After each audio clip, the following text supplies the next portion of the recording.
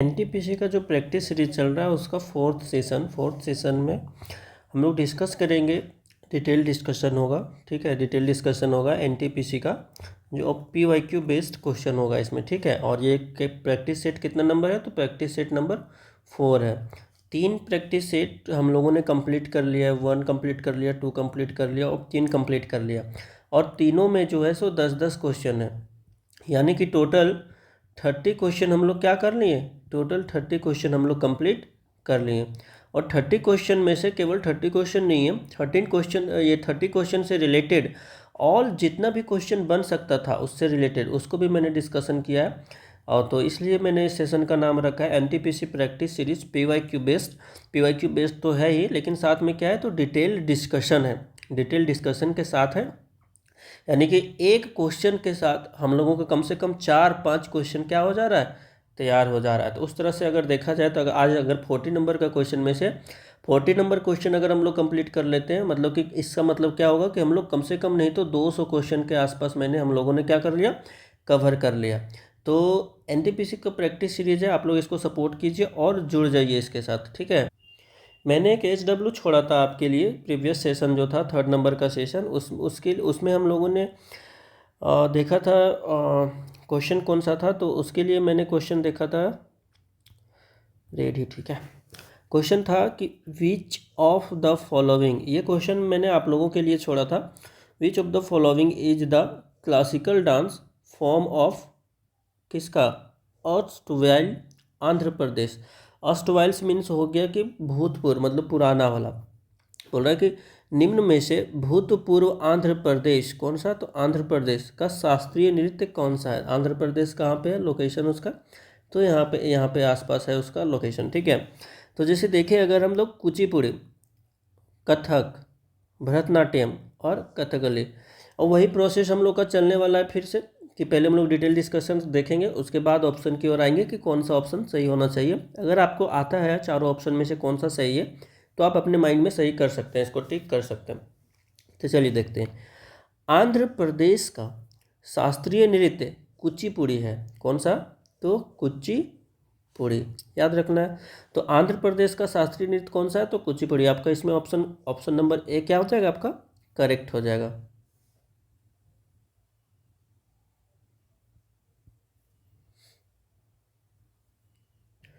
तो चलिए देखते हैं। मैंने एक HW छोड़ा था प्रीवियस सेशन में, जो 3rd नंबर का सेशन मैंने कंप्लीट किया था, उसमें एक आप लोगों के लिए क्वेश्चन दे रखा था कि आप इसका उत्तर कमेंट में बताइए। तो चलिए देखते हैं उस सवाल का आंसर क्या होगा। क्वेश्चन है आपका कि which of the following is the classical dance form of erstwhile Andhra Pradesh. कहने का मतलब है कि निम्न में से भूतपूर्व आंध्र प्रदेश का शास्त्रीय नृत्य कौन सा है, किसका, तो आंध्र प्रदेश का, ठीक है।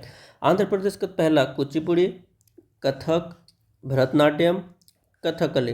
तो देखते हैं इसका सही ऑप्शन क्या होगा। तो अब डिटेल डिस्कशन में जो हम लोग इससे रिलेटेड और क्वेश्चन सॉल्व करते हैं, उसमें है कि आंध्र प्रदेश का शास्त्रीय नृत्य कौन सा है, तो कुचिपुड़ी है। कौन सा है, तो कुचिपुड़ी। तो करेक्ट आंसर क्या हो जाएगा, ए हो जाएगा।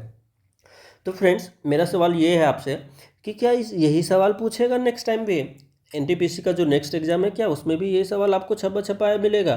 ज़रूरी तो नहीं है, बाई चांस अगर कभी ऐसा हो कि आ जाए, लेकिन जरूर ये 100% गारंटी नहीं कि ये क्वेश्चन आएगा ही आएगा।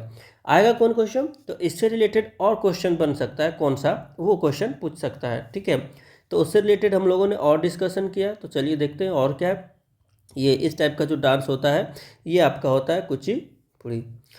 देखिए, भारतीय शास्त्रीय नृत्य की 8 शैलियाँ हैं। कितनी शैलियाँ हैं, तो भारतीय शास्त्रीय नृत्य की 8 शैलियाँ हैं। ये भी याद रखना है कि कितनी शैलियाँ हैं, तो 8 शैलियाँ हैं, ये तो याद रखना है। भरतनाट्यम कौन सा, तो भरतनाट्यम।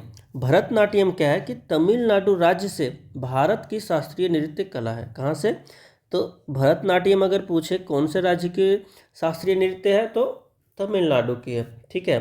अब पूछेगा आपको कथक, तो कथक कहाँ की है, तो कथक उत्तर भारत की एक शास्त्रीय नृत्य शैली है। कहाँ की, तो उत्तर भारत। उत्तर भारत, जैसे ये हो गया आपका भारत का नक्शा, ये हो गया ना, ये जैसा भी बना है, मतलब कि ये हो गया, ऐसे ऐसे है ना जी। तो ये वाला जो भाग हो गया आपका, ये आपका कौन सा भारत हो गया, तो उत्तर भारत हो गया, ठीक है। तो इस ये वाला भारत का है आपका क्या, तो कथक, जो मुख्य रूप से मुगल युग के दरबारों में विकसित हुई। किसके, तो मुगल युग। अब मुगल युग कहाँ पे था, तो दिल्ली में था। मुगल काल का शासन कहाँ था, तो दिल्ली में था। तो इसके शासनकाल में, मतलब कि इसके युग में क्या हुआ था, ये विकसित हुआ था। नेक्स्ट बात करते हैं हम लोग कुचिपुड़ी।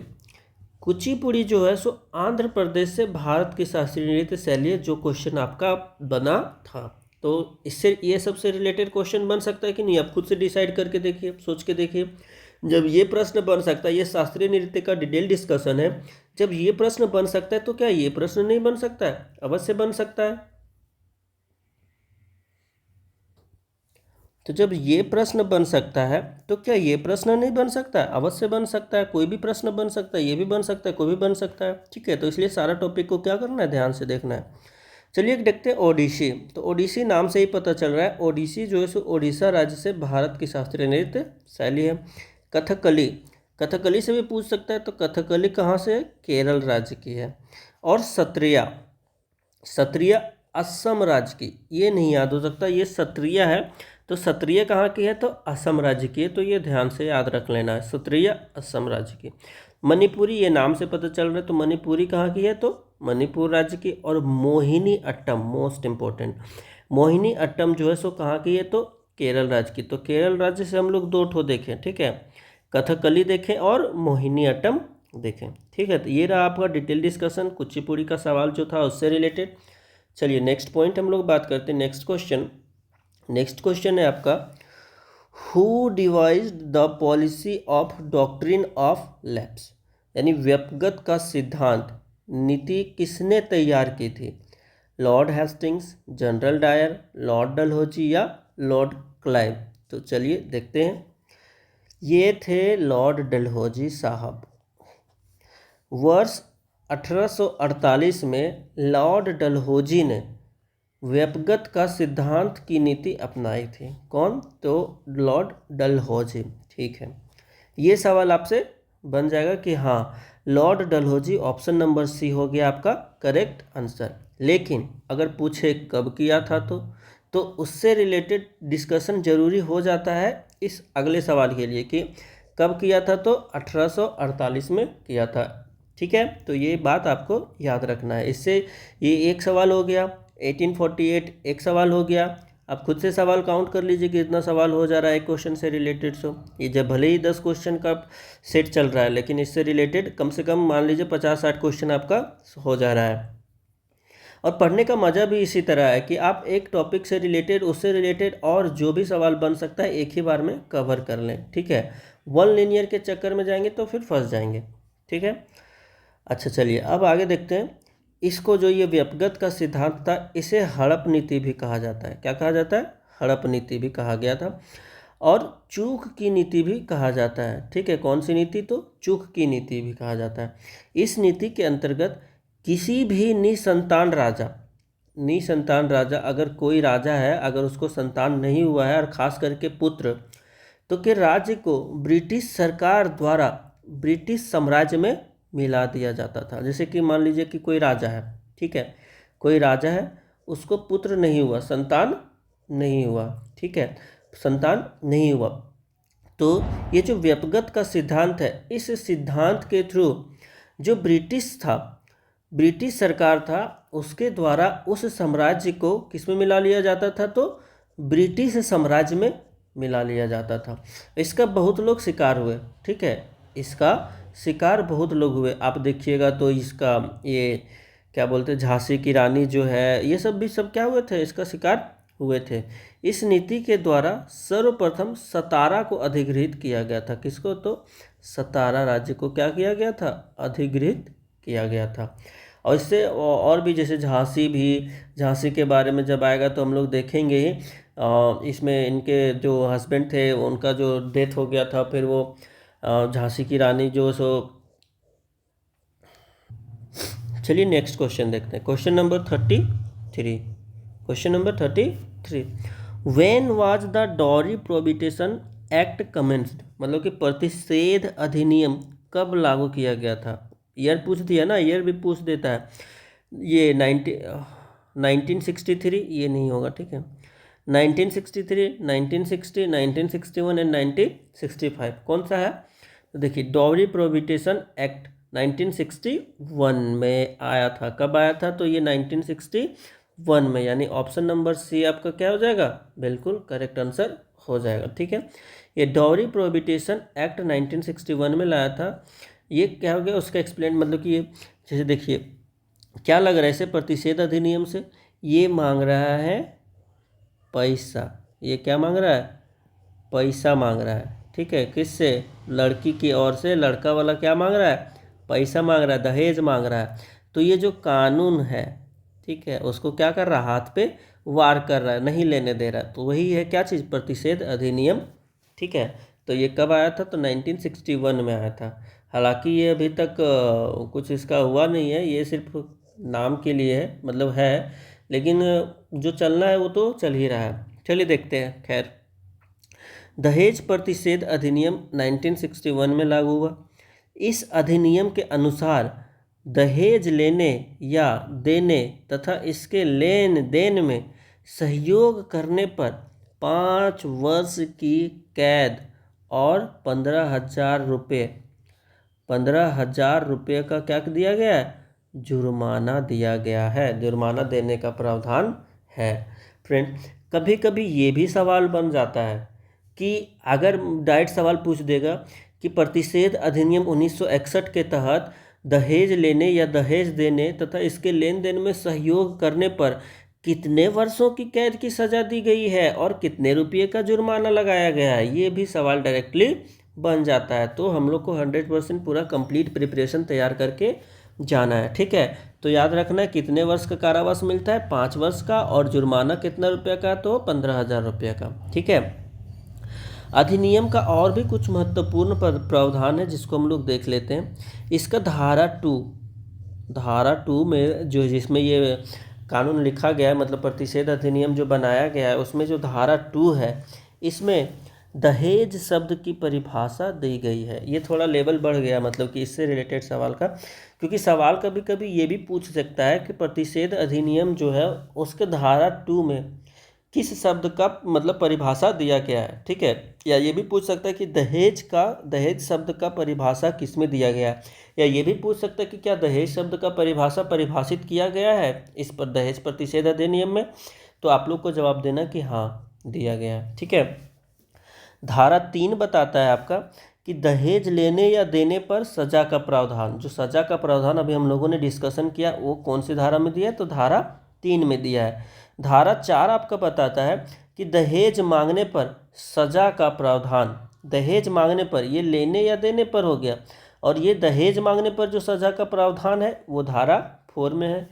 धारा 7 आपका बताता है कि दहेज संबंधी अपराधों के संज्ञान और विचार की प्रक्रिया बताई गई है। मतलब किसको दहेज कहा जाएगा, आखिर जो किस लेन देन को क्या कहा जाएगा? दहेज कहा जाएगा, उसकी जो डिटेल डिस्कशन है वो धारा 7 में है।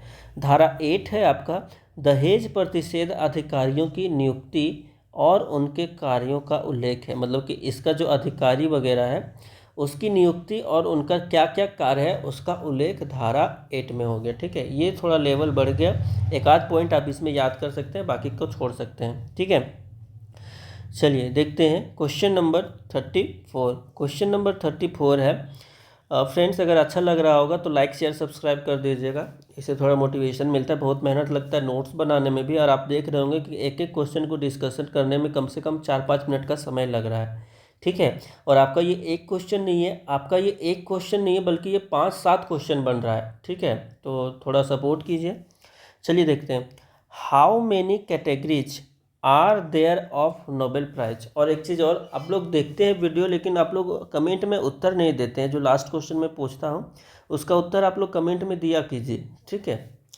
How many categories are there of Nobel prize means Nobel prize की कितनी श्रेणियाँ होती है, मतलब कितने टाइप की होती है, ठीक है। 5, 6, 7 या 4।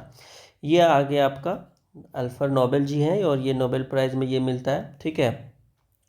नोबेल पुरस्कार को 6 क्षेत्रों में, कितने क्षेत्रों में? 6 क्षेत्रों में। तो ऑप्शन नंबर बी आपका क्या हो जा रहा है? करेक्ट हो जा रहा है। लेकिन यहीं पे तो नहीं समझाना हम लोग को तो इससे भी आगे बढ़ना है। तो चलिए डिस्कस करते हैं क्वेश्चन नंबर 34 का डिटेल डिस्कशन कि इससे रिलेटेड और क्या क्या सवाल बन सकता है, क्योंकि एग्जाम का पैटर्न ही यही है कि पिछले बार ये क्वेश्चन पूछा ना, तो इससे रिलेटेड अन्य जो क्वेश्चन बनेगा वो नेक्स्ट बार पूछेगा, ये 100% श्योर है।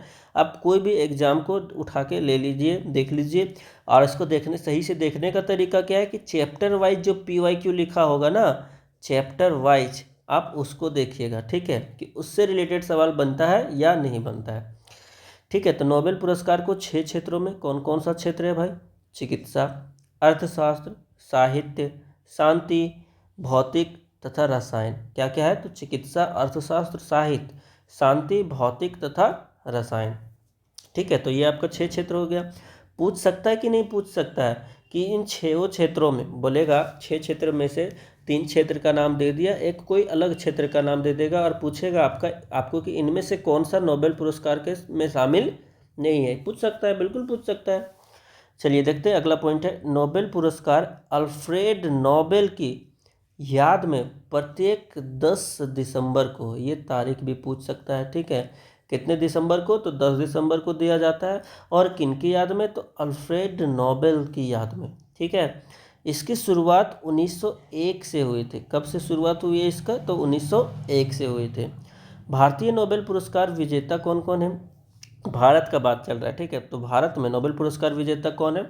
तो रविंद्रनाथ टैगोर 1913 में साहित्य के क्षेत्र में इनको मिला था। 1913 में साहित्य के क्षेत्र में रविंद्रनाथ टैगोर को नोबेल पुरस्कार मिला था, जो कि फर्स्ट था। ठीक है, सीवी रमन जी को 1930 में भौतिक के क्षेत्र में मिला था। हरगोविंद खुराना को 1968 में चिकित्सा के क्षेत्र में मिला था। मदर टेरेसा को 1979 में शांति के क्षेत्र में मिला था। अमर्त्य सेन को 1998 में अर्थशास्त्र के क्षेत्र में मिला था। वेंकट रमन रामकृष्णन को 2009 में रसायन विज्ञान के क्षेत्र में मिला था। अभिजीत बनर्जी 2019 अर्थशास्त्र के क्षेत्र में मिला था। ये थोड़ा लेटेस्ट है, तो इसको थोड़ा ध्यान से देख लीजिएगा, अभिजीत बनर्जी। ठीक है, इससे रिलेटेड भी क्वेश्चन किस टाइप का बनेगा कि ये सब नाम दे देगा और पूछेगा इनमें से किनको नोबेल पुरस्कार मिला है, या कोई नाम गायब कर देगा और बोलेगा इनमें से किनको नोबेल पुरस्कार विजय नहीं मिला है। ठीक है, और 3 ऑप्शन ये दे देगा, एक अलग नाम दे देगा, तो आप उसमें कन्फ्यूज कर जाइएगा, इसलिए ध्यान से देखना है। ठीक है, क्वेश्चन नंबर 35 आपका है, ये देख सकते हैं किससे रिलेटेड है? तो भारत रत्न से रिलेटेड है। When was the provision of Bharat Ratna introduce? देखिए पूछ दिया, कब इंट्रोड्यूस किया गया था? तो आप ही बताइए कि नोबेल पुरस्कार से पूछ सकता है कि नहीं कब इंट्रोड्यूस किया गया था? सो बिल्कुल पूछ सकता है, जब भारत रत्न से पूछ सकता है तो सारा का सारा PYQ ही है। ठीक है, तो 1952, 1954, 1955 या 1950? तो पहले आप खुद से सोचिए कौन सा ऑप्शन करेक्ट होगा। ठीक है, भारत रत्न देश का सर्वोच्च नागरिक सम्मान है। यह सम्मान उन लोगों को दिया जाता है जिन्होंने कला, साहित्य, विज्ञान, सार्वजनिक सेवा, खेल या किसी अन्य क्षेत्र में असाधारण योगदान दिया हो। मतलब साधारण नहीं, अपना मतलब कि असाधारण योगदान क्या किया हो? दिया हो। किस क्षेत्र में? तो कला के क्षेत्र में, साहित्य के क्षेत्र में, विज्ञान के क्षेत्र में, सार्वजनिक सेवा के क्षेत्र में, समाज के कल्याण हेतु, खेल के क्षेत्र में, या कोई अन्य क्षेत्र में, चाहे वो क्या होना चाहिए? असाधारण योगदान होना चाहिए नैतिकता के साथ। भारत रत्न का प्रावधान का शुरुआत मतलब कि कब किया गया? तो 2 जनवरी 1954 को। ये आपका हो गया ये प्रेजेंट क्वेश्चन का उत्तर 1954। ठीक है, तो आपको यहाँ पे डेट भी याद रखना है, 2 जनवरी 1954। अब ये भी पूछ सकता है कि कौन किए थे? तो तत्कालीन राष्ट्रपति डॉक्टर राजेंद्र प्रसाद। 1954 में राष्ट्रपति तो डॉक्टर राजेंद्र प्रसाद थे, तो उन्होंने इसका शुरुआत किया था। ठीक है, 2 जनवरी 1954 को कौन प्रावधान किए थे इसका? तो डॉक्टर राजेंद्र प्रसाद। कौन कौन क्षेत्र शामिल है वो भी हम लोगों ने देख लिया। पहला भारत रत्न चक्रवर्ती राजगोपालाचारी, सीवी रमन व सर्वपल्ली राधाकृष्णन को 1954 में दिया गया था। 1954 में जब ये इसका प्रावधान हुआ तो सबसे पहले किनको भारत रत्न मिला? तो फर्स्ट भारत रत्न किनको मिला? तो चक्रवर्ती राजगोपालाचारी को, यानी जिसको हम लोग सी राजगोपालाचारी के नाम से जानते हैं, राजनीति विज्ञान में आप लोग पढ़े होंगे इसको अच्छे से। सीवी रमन, सर्वपल्ली राधाकृष्णन को वर्ष 1954 में दिया गया था। आरंभ में यह पुरस्कार केवल जीवित व्यक्तियों को ही दिए जाने का प्रावधान था। जब 1954 में बना था ना, तो सिर्फ प्रावधान ये था कि सिर्फ जीवित व्यक्तियों को ही यह पुरस्कार दिया जाएगा। लेकिन 1955 में उसके अगले ही साल मरणोपरांत सम्मान देने का प्रावधान जोड़ा गया, कि मतलब कि कोई व्यक्ति ऐसा है जो अच्छे काम किए हैं, असाधारण वर्क किए हैं और वो ये सब चीज़ों से वंचित रह गए हैं जिनको लोग नहीं जानते हैं, तो उनको भी क्या बोले कि मरणोपरांत भी सम्मान दिया जाएगा उनको, ठीक है। और वो एक्सपायर कर गए, मर गए हैं, तो उनको भी क्या हो जाएगा, इसका सम्मान उनको दिया जाएगा अगर वो लेने जैसा है तो। चलिए, भारत रत्न पाने के लिए सिफारिश प्रधानमंत्री राष्ट्रपति को करते हैं, ठीक है। नौमित तो राष्ट्रपति करता है, लेकिन कौन सिफारिश करता है, तो प्रधानमंत्री सिफारिश करता है, ठीक है। भारत रत्न पाने वाले को कोई मौद्रिक अनुदान नहीं दिया जाता। लोग सोचते होंगे कि इनको मौद्रिक अनुदान दिया जाता होगा, लेकिन नहीं, मौद्रिक अनुदान नहीं दिया जाता, मतलब कुछ भी पैसा दिया नहीं जाता है। एक साल में अधिकतम 3 लोगों को, मोस्ट इंपॉर्टेंट क्वेश्चन है ये, क्योंकि बहुत लोग कंफ्यूज हो जाते हैं कि भाई बहुत को अच्छा काम करेंगे तो बहुतों को देना पड़ेगा ना, लेकिन ऐसा नहीं है। आप कितनों कोई भी अच्छा काम कर लीजिए, उसमें भी चूज करके आपको देना पड़ेगा कितने लोगों को, तो एक साल में अधिकतम 3 लोगों को भारत रत्न दिया जा सकता है, ठीक है। आप लोग देख लें, ये भारत रत्न में मिलता है, ये एक और मिलता है, ठीक है। पीछे साइड वाला फोटो नहीं लगाया है उसका। चलिए, क्वेश्चन नंबर 36। क्वेश्चन नंबर 36 देखते हैं।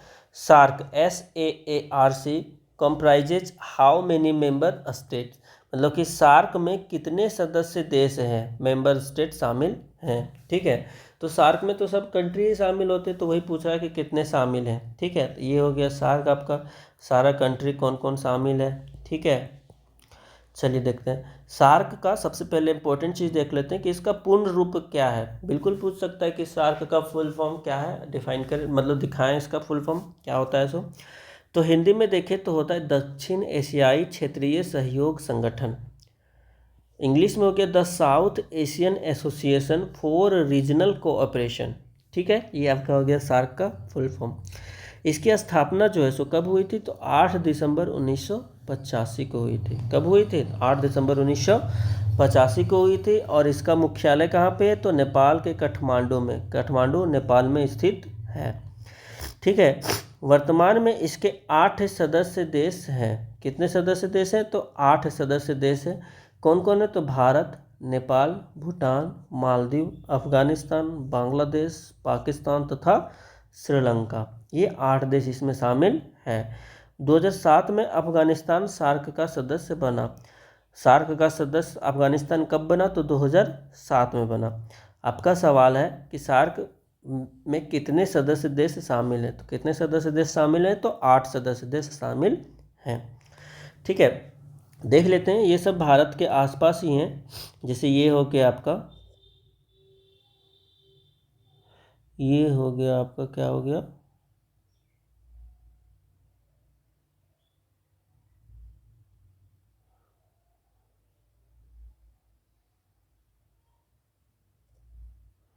ये हो गया आपका भारत। तो ये आपका क्या हो गया, ये हो गया आपका इंडिया हो गया। और भारत के बाद कौन सा हो गया, नेपाल।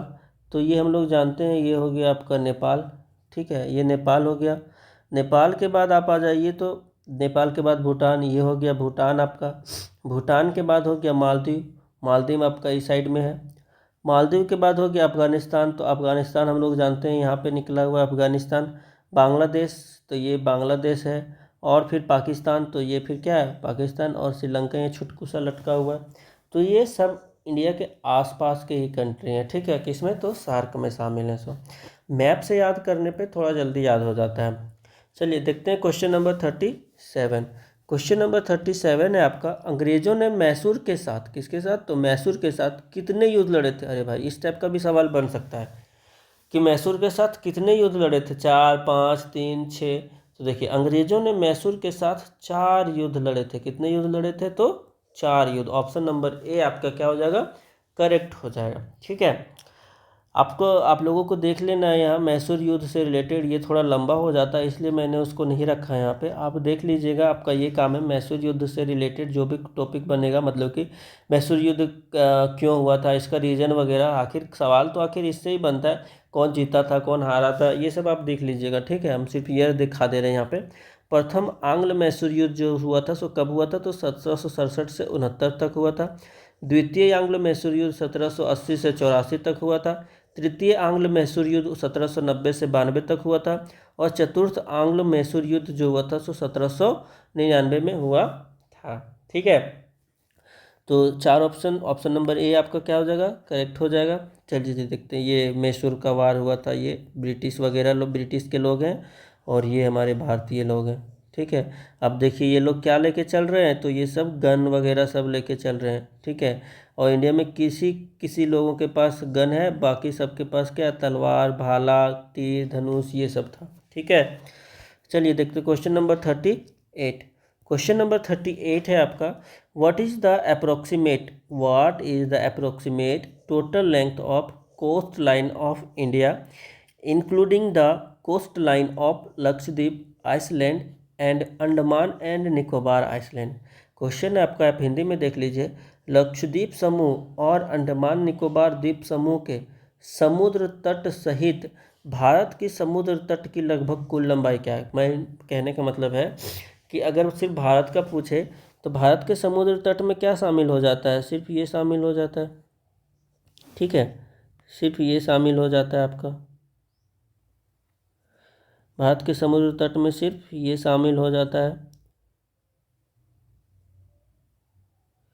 सिर्फ ये शामिल हो गया इतना दूर तक, ठीक है, इतना दूर तक शामिल हो गया अब भारत के समुद्र। लेकिन बोलेगा कि लक्षद्वीप और अंडमान निकोबार द्वीप समूह सहित, तो जैसे ये अंडमान निकोबार द्वीप समूह है तो इसका भी तो तटीय इलाका है ना कुछ, इसका भी तटीय इलाका है, ये टोटल में से तो टोटल का जो तटीय इलाका है सो, और लक्षद्वीप का जो टोटल में से तटीय इलाका है, मान लीजिए ये लक्षद्वीप का एक इलाका है इसमें से, ठीक है, जैसे मान लीजिए ये वाला, तो इसका भी तो तटीय लंबाई कुछ ना कुछ है ना, तो इसलिए वही चीज़ बोल रहा है कि ये सब चीज़ शामिल करते हुए, तो कितना है 5717 किलोमीटर, 4523 किलोमीटर, 5423 किलोमीटर, या 7517 किलोमीटर, ठीक है।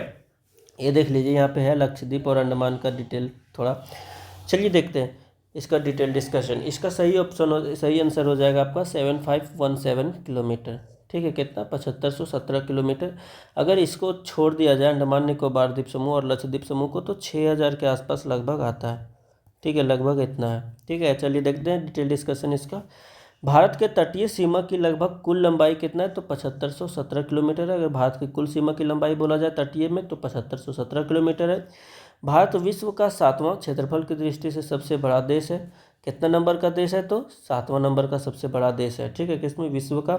भारत में गुजरात राज्य की सबसे लंबी तटीय रेखा है, अभी देखते हैं हम लोग मैप में, तो खाली याद रखिए यहाँ पे कौन सा है, तो गुजरात राज्य की सबसे लंबी तटीय रेखा है। भारत में 9 तटीय राज्य हैं जिसमें गुजरात, महाराष्ट्र, गोवा, कर्नाटक, केरल, तमिलनाडु, आंध्र प्रदेश, उड़ीसा एवं पश्चिम बंगाल। और अगर केंद्र शासित प्रदेश की बात करें तो इसमें पुदुचेरी, दमन दीव और अंडमान एंड निकोबार एवं लक्षद्वीप, ठीक है। तो ये सब इसमें शामिल है। अब हम लोग देख लेते हैं, ठीक है, तटीय इलाके में कौन कौन से देश कंट्री आ जाते हैं, सॉरी कौन कौन से स्टेट आपके आ रहे हैं, ठीक है। तो ये आपका हो गया गुजरात, ये हो गया आपका महाराष्ट्र, गुजरात ये हो गया आपका यहाँ तक, महाराष्ट्र ये हो गया आपका, ये हो गया आपका छुटकू सा गोवा, क्या हो गया, गोवा, ये आ गया आपका कर्नाटक, ये आ गया आपका केरल, और ये आ गया आपका तमिलनाडु, और ये आपका हो गया आंध्र प्रदेश, और यहीं पे है क्या चीज़, तेलंगाना, ठीक है। और ये आपका हो गया उड़ीसा, और ये हो गया आपका वेस्ट बंगाल। तो कितना स्टेट हुआ, 1 2 3 4 5 6 7 8 9, और हम लोग कितना पढ़े तो 9 तटीय राज्य हैं, ठीक है, ये क्लियर हो गया। केंद्र शासित प्रदेश में हम लोगों ने पढ़ा पुडुचेरी, दमन दीव, अंडमान निकोबार और लक्षद्वीप, यानी कि 4, ठीक है। ये दोनों तो आपको सॉलिड दिख रहा है, अंडमान निकोबार और लक्षद्वीप। पुडुचेरी कुछ यहाँ पे है, इधर इस इलाके में है कुछ, और फिर आप जा देख लीजिए दमन दीव, यहाँ महाराष्ट्र के आसपास है, महाराष्ट्र के तटीय इलाका में है, ठीक है। तो आप लोग देखें हम लोग कि सबसे बड़ा तटीय इलाका कौन सा किसका है, तो गुजरात का है। गुजरात का बड़ा देख लीजिए, यहाँ से स्टार्ट होकर यहाँ से फिर इधर घुसता है, फिर ऐसे निकलता है, और महाराष्ट्र का ये सीधा हो गया ऐसे करके, ठीक है। तो सबसे लंबा तटीय सीमा किस राज्य का है, तो गुजरात का है, ठीक है। चलिए देखते हैं क्वेश्चन नंबर 39। क्वेश्चन नंबर 39 है, around which year did the construction of Taj Mahal complex begin, means Taj Mahal परिसर का निर्माण लगभग कब शुरू किया गया था। ठीक है, तो देखिए ईयर भी पूछ दे रहा है। ये आपका रह गया प्यारा सा ताजमहल, आपका हो गया ये प्यारा सा ताजमहल।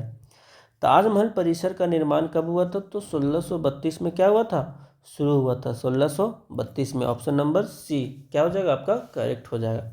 इसका निर्माण शाहजहां ने, कौन से शासक थे, तो शाहजहां थे, तो शाहजहां ने अपनी पत्नी मुमताज महल की याद में, किसके, मुमताज, उसकी जो पत्नी थी मुमताज, उसके याद में निर्माण करवाया था। ठीक है, कौन, तो शाहजहां। ठीक है, इसका निर्माण कब शुरू हुआ था, तो 1632 में शुरू हुआ था। ताजमहल के वास्तुकार उस्ताद अहमद लाहौरी थे। अगर पूछे कि ताजमहल का वास्तुकार कौन थे, आर्किटेक्चर कौन थे, तो उस्ताद अहमद लाहौरी। ताजमहल मुगल वास्तुकला का उत्कृष्ट नमूना है, ये तो सिंपल है। 1983 में यूनेस्को ने ताजमहल को विश्व धरोहर स्थल की सूची में क्या किया, शामिल किया। विश्व धरोहर स्थल के बारे में कभी डिस्कशन करेंगे। तो विश्व धरोहर स्थल की सूची में शामिल किया यूनेस्को ने कब, तो 1983 में। ठीक है, तो देख लीजिए आपको ये क्वेश्चन समझ में आ गया होगा। क्वेश्चन नंबर 40, ये थोड़ा ज़्यादा इंपॉर्टेंट हो जाता है कि Kolleru lake is located in which Indian state.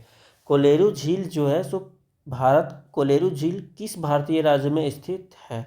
तो यहाँ कोलेरू झील का बात कर रहे हैं हम लोग। आपका होमवर्क इसमें ये रहेगा कि और जितने भी झील हैं उसके बारे में डिस्कशन कर लीजिए या देख लीजिए आप। ठीक है, कभी मौका मिलेगा तो हम झील से रिलेटेड भी वीडियो ले आएंगे। ठीक है, किससे रिलेटेड, तो झील से रिलेटेड वीडियो। तो कहाँ पे है ये, तो कोलेरू झील आंध्र प्रदेश राज्य में स्थित है। कहाँ पे, तो ऑप्शन नंबर ए आपका क्या हो जाएगा, करेक्ट हो जाएगा, आंध्र प्रदेश राज्य में। यह झील जो है सो देश की सबसे बड़ी मीठे पानी की झील है। चलिए एक सवाल और भी बन गया आपका कि भारत देश की सबसे बड़ी मीठे पानी की झील कौन सी है। तो देश की सबसे बड़ी मीठे पानी की झील कौन सी है, तो कोलेरू झील है। ठीक है, यह झील जो है सो कृष्णा और गोदावरी नदी के मध्य स्थित है। कौन सी नदी, तो केजी याद रखना है, क्या चीज़, केजी। के फोर हो गया आपका कृष्णा और जी फोर हो गया आपका गोदावरी। ठीक है, तो कोलेरू झील किसके मध्य स्थित है, तो कृष्णा और गोदावरी नदी के मध्य स्थित है। ये आपका हो गया कोलेरू झील। 1999 में भारतीय वन्य जीव संरक्षण अधिनियम 1972 के तहत इसे वन्य जीव अभयारण्य माना गया। क्या माना गया, तो इसे वन्य जीव अभयारण्य माना गया। इसके बारे में भी कभी बाद में डिस्कशन करेंगे। तो कब, तो 1999 में। ठीक है, नवंबर 2002 में अंतर्राष्ट्रीय रामसर सम्मेलन के तहत आर्द्र भूमि के रूप में इसको क्या किया गया, शामिल किया गया। कब, तो नवंबर 2002 में अंतर्राष्ट्रीय रामसर सम्मेलन। इसका भी डिस्कशन कभी मौका मिलेगा तो डिस्कस करेंगे, जब इन्वायरमेंट रिलेटेड टॉपिक लेकर आएंगे ना, तो ये सब डिटेल में डिस्कशन हम लोग देखेंगे। ठीक है, तो कब, तो नवंबर 2002 में। कोलेरू में अटापका पक्षी अभयारण्य है। एक सवाल और भी बन सकता है कि अटापका जो पक्षी अभयारण्य है वो कौन से झील के पास स्थित है। ठीक है, तो कोलेरू। चलिए प्रश्न है जिसका उत्तर आप कमेंट में देंगे। प्रश्न आपका ये है, which part of the constitution of India contains fundamental rights of the citizens of India. Means Bharat के संविधान के किस भाग में भारत के नागरिकों के मौलिक अधिकार मौजूद हैं। पार्ट 4, पार्ट 1, पार्ट 2 और पार्ट 3। तो ये भी सवाल आपसे मतलब पूछ सकता है, तो ये सब भी ध्यान में रखना है। ठीक है, ये हो गया आपका फंडामेंटल राइट्स, क्या क्या है इसमें, right to equality, right to freedom, right against exploitation, right to freedom of religion, right to culture and education, right to constitutional remedies. ठीक है, तो ये सब आपका हो गया। आप देख लीजिएगा, इसका सवाल आप, इसका उत्तर आप कमेंट में दीजिएगा। ठीक है, और वीडियो कैसा लगा ये ज़रूर बताइएगा। Thank you.